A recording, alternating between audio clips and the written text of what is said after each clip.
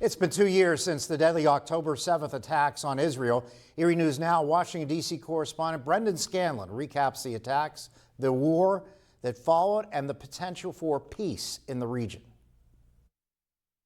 It was early on October 7th, 2023, when the sky over southern Israel lit up with rockets. Within hours, Hamas-led militants had crossed the border, storming army bases, villages, and a crowded outdoor music festival. More than 1,200 people were killed, most of them civilians. Hundreds more were dragged into Gaza as hostages. 2 years later, the impact is still being felt by both sides. Hamas's forces have been largely destroyed, but civilians in Gaza continue to suffer heavy losses and starvation as strikes continue.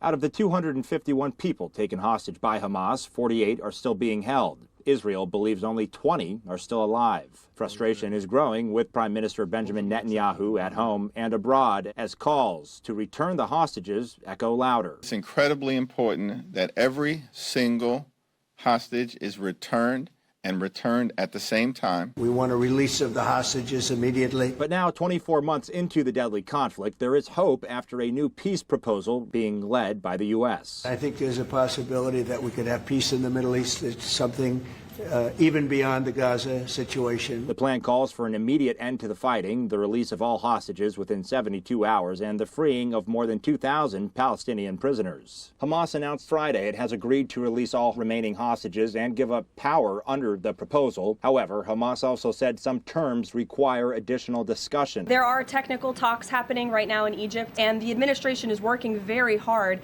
to move the ball forward as quickly as we can. Israel already accepted the terms of the agreement, and leaders are publicly signaling support for eventually pulling out of Gaza. Reporting in Washington, Brendan Scanlon, Erie News Now.